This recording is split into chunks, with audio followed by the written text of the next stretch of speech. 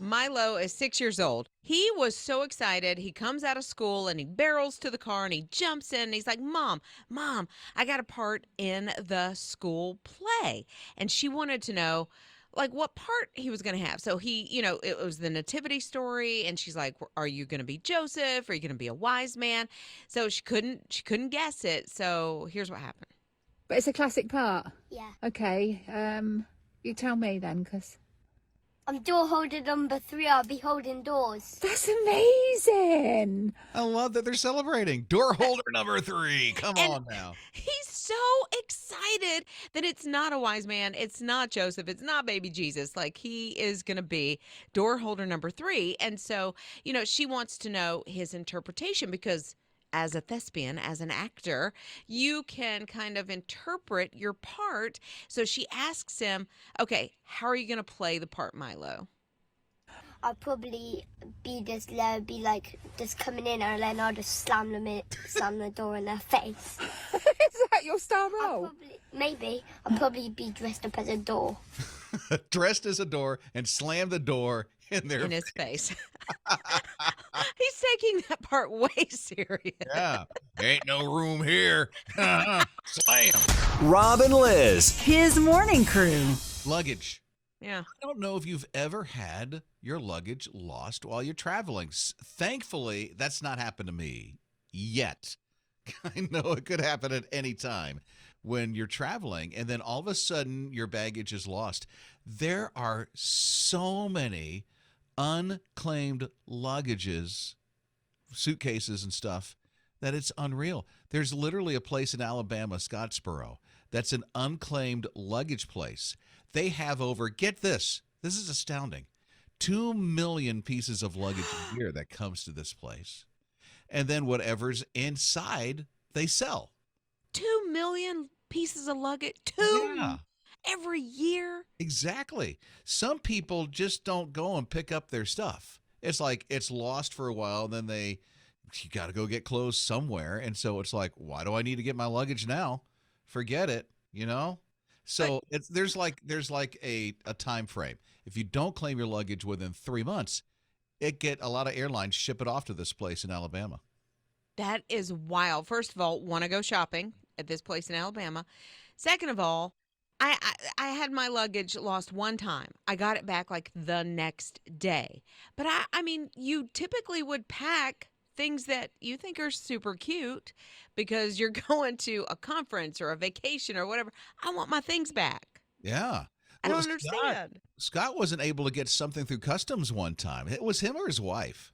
Yeah, my wife, and we didn't really think this through. Looking back, we're like, we should have known. But we were going overseas to Lebanon a number of years ago, and she had these perfume bottles, and she just wanted to make sure it didn't get, checked in the checked baggage, afraid it was going to bust. So she put it in the carry-on, and they're like, it's too big. You can't take this. So we had to leave all of these gifts that we were going to take over there. They're in the, holding. They have family there, by the way, right, Scott? Sorry, what's that? Family's there. Yes, family's there. Yeah. So did you throw it away because it's not like you drove the stuff back home? No, we just had to leave it. They took it because we were on our way there, and it was just like, well, we can't take it, so we just left it. And it was like all of these gift sets and things, and so we got over there and we're like, hey, we had this stuff, but it's the thought that counts. It's somebody else's now, huh? Oh, my word. I don't know if you have a story that's anywhere similar to Scott's or luggage or some kind of travel thing that happened to you. Go to our His Radio app and let us know with the open mic. Rob and Lizz. His morning crew. This sounds like a very interesting place to go and visit. There is an unclaimed luggage store that is in Alabama. And they have 2 million pieces of luggage that come there from all the airlines of people that don't claim their luggage. Like some airlines, if you don't claim your luggage, even though if it could be lost and then they say it's found, but you have 3 months to get it. And then after that, most of the airlines send it to this place in Alabama that you can actually go there and people buy what's in this luggage. Lynn did that. Lynn texted 800-447-7234 and said, I was raised in that area of Alabama. She bought a baby blanket. Well, her mother bought it for her. They've used it for 7 different kids in their family. Really? Said it was absolutely beautiful, and now they're passing it down. This place has been around for like 50 years. Well, It's there you go. crazy. And All for some right. kids. Here's an open mic that just came in from the My HISRadio app. I have been to the store in Scottsdale a couple of times. It's a pretty cool store to go into. It sounds like it would be. I want to go shopping. I don't know how big it is. This sounds like it would be a monstrous-sized place. Yeah, well, I mean, if that much luggage is coming in and all of those things, they got to have a jewelry department, a shoe Right? department, a toy department. All the departments. I didn't even Yeah. think of that. They probably do. Here's another open mic that came in through the My HISRadio app. I was going to my grandpa's funeral, and I had a bunch of different planes I had to get on because of the weather. When I came back home, my luggage was lost, and I didn't get my luggage until 3 days later. Oh, glad you got it back. Wow. Oh, my goodness. Rob and Lizz. His morning crew. Something you don't want to hear this time of year, especially when you get to the final destination and then there's no luggage for days. It's like you've got to go buy a whole new wardrobe because of where you are. Yeah, so Georgia texted. Here's what happened to Georgia. Hers a little different. They had approved carry-on suitcases, but when they got to check in, the airline said, nope, those aren't approved. They ended up having to go to Walmart and basically get backpacks so on the way back so they wouldn't have to pay that baggage fee to have them checked. Even though they did their due diligence, they did their research, the airline said, nope. What's not approved? I don't know. Luggage Well, that's not approved. It may have been, a quarter inch too big, or I don't know, but it just did not fit this airline. But Ray, oh my goodness, Ray, he and his wife, they fly to a cruise to take off on a cruise. The airline lost their luggage, so when they got on the cruise, they literally only had the clothes they were wearing. So they didn't have shorts, they didn't have bathing suits, they didn't have cover-ups, they didn't have flip-flops. Get out. That is crazy. Awful. So here's a couple of open mics that came in through the My HISRadio app.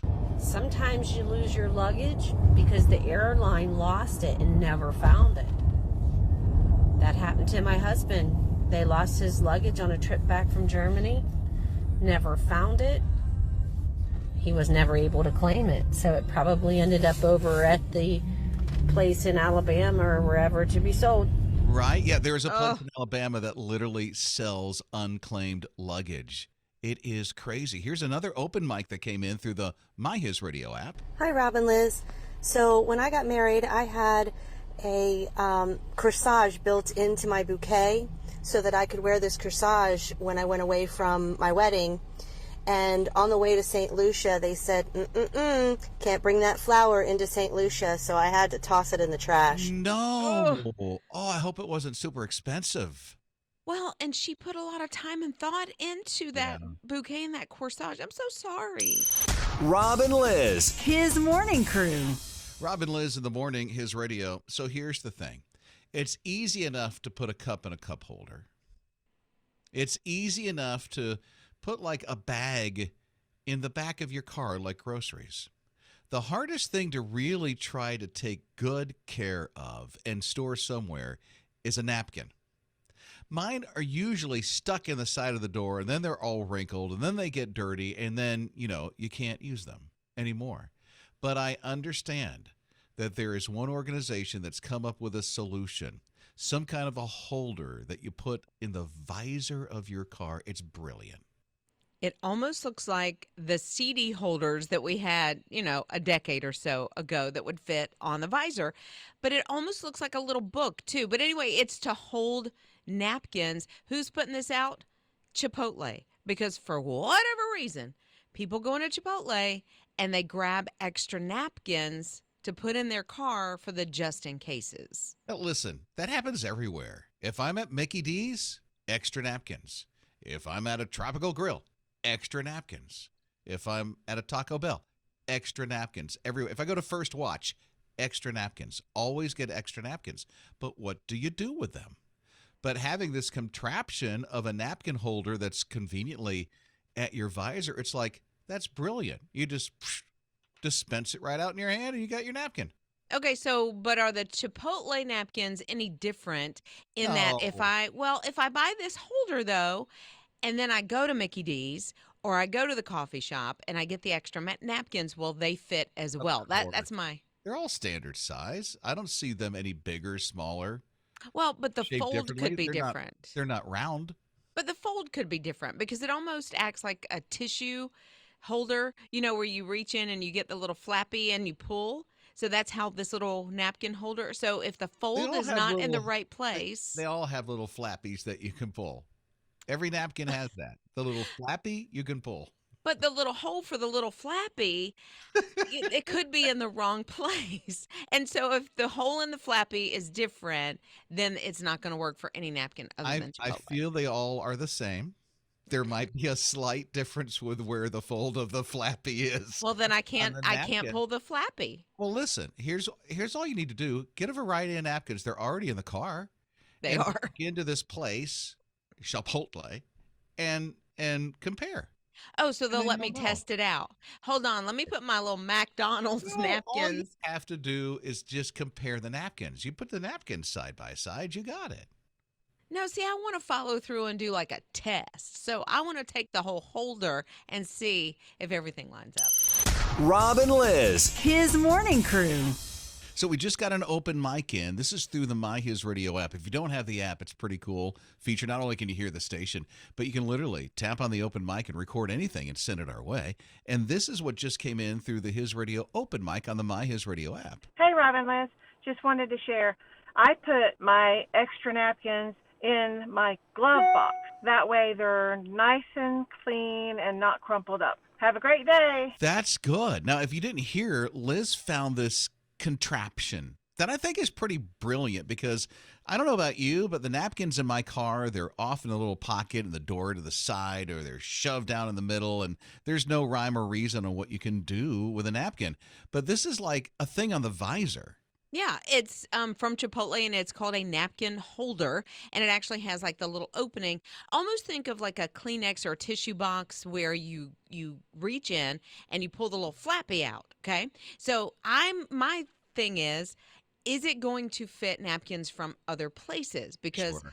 I'll go through Mickey D's, I'll go through a Starbucks, I'll go through different places and ask for extra napkins. If the flaps don't line up, then you're just out of luck. Listen, I think it's pretty universal. I don't Napkins know. are pretty much the same size. It'll The s- work. It'll the same work. size, but the fold could be different. I don't think you're locked into that taco. What is it? The taco place. It's not Taco Bell. What was it? No, Chipotle. Okay. So Yeah. that place. Yeah. I don't think you're locked into their napkins. You don't have to be. Just use somebody else's napkins. Seriously, just like Liz, most people will get some extra napkins and put them off to the side because you're going to need them later. Yeah, well, I always ask for extra because sometimes I'm a little clumsy. I don't like to touch certain cups, and so I like to wrap my cup with the Yeah, I know. If you get a cold drink from a Starbucks or even McDonald's has those plastic cups. Oh, I hate those. I hate those so much. Because they sweat? Because they sweat and then my fingers start to wrinkle. I won't stay in the bath too long or the swimming pool because my fingers wrinkle. So it's a whole thing. Here's the thing. Rabbit hole. Liz and her husband built a pool. They have a pool. And to hear that she doesn't want her toes or her fingers to wrinkle? Okay. When I'm in the pool. Who uses the pool? Wait a minute. I do all the time, but when I'm in, my hands are always up. As though. Kidding me. Uh-uh. It's like, so she's having church in the pool. Rob and Liz. His morning crew. Getting lost? I hate getting lost. It really wasn't getting lost. It was following directions. Now, you probably heard this already because it was all over social media. That one lady, it wasn't really one lady posted about it that went viral, but there was a bunch of people because of a dust storm. I think it was Internet like 15. I-15, California going to Nevada. People were going back home over the I think it was the Thanksgiving break. And so as they're traveling, a dust storm comes by and Google Maps says, hey, take this other direction. It'll get you to where you're going. You know how it gives you an alternate direction if there's an accident up ahead of you? A lot of these maps do. I know Waves does. And so so they go down and it's a long, forever dirt road. All this traffic is diverted to it from Google. And so now they're all jammed up on this one-lane dirt road out in the middle of the desert, close to the California-Nevada border. And this one lady's like really scared. It's like, what is going on here? It looks like a scene from a movie. It's horrific. So Google chimes in and goes, we're sorry. We'll take that route that's an alternate off of our map so nobody gets stuck out there. Because some people were stuck for hours in this thing. Oh, that's so terrible. And they were just trying to get home from Thanksgiving. Yeah. They had the turkey belly going on. They just wanted to be in their bed. Oh, my goodness. There was a time I'll never travel on Thanksgiving again. We're from Florida, and so when we first moved here 23 years ago, our first Thanksgiving was going down to be with friends and family. And so we did that. Going down was not bad. Coming home, which was it was 4 hours, almost 5 hours longer than what it was supposed to be. No. Like an accident? Or it was just that much traffic? That much traffic. And we're like, never again. That was like the Sunday after a Thanksgiving. I've never traveled over Thanksgiving other than, like a 30-minute to the in-laws or whatever. Now, hearing that, I'll never go anywhere. Rob and Lizz. His morning crew. Congratulations, number one, to the Greenville Zoo, because there's a new monkey. You probably heard about the baby monkey. It's a black and white colobus monkey. Oh, they're so cute. Beautiful, yeah. And so right now, between now and Tuesday, the voting's up on several names of what the monkey could be named. Right now, it looks like, last time I looked, it was Theodore that was in the lead. So the monkey could be called Theodore, this baby. What do you call a baby monkey? Just a baby monkey? I guess so. I don't You know. how you call a cow a calf? Yeah, I think they're just called baby monkeys. Baby monkey. I would call him George. That would be my vote. I would want to call him Curious George. That's too predictable. Oh, come on. But It's it's still like- so cute. Oh, you call Yeah, him but there's only one Curious George, and that's the one that's in the books and cartoons. He kind of, in a way, and I know they're different monkeys, looks like Marcel from Friends, the one that Ross had. And so maybe Marcel. No, I kind of like Theodore, which is in the lead. Theodore's a little odd to me, and I'd have to know the backstory behind it because Theodore the monkey, I don't know, sounds like you should have on a top hat and tails. Like, I don't know. Oh, like a chipmunk? Well, no, just like a really fancy monkey. A fancy A monkey? fancy monkey. Hello, Theodore. How are you today, my friend? Rob and Lizz. His morning crew. Mary Ann. It's Rob and Lizz in the morning, your Christmas music station here on His Radio. She said when she messaged us that she drove by His Radio today, saw the work that's being done, and that it looks great.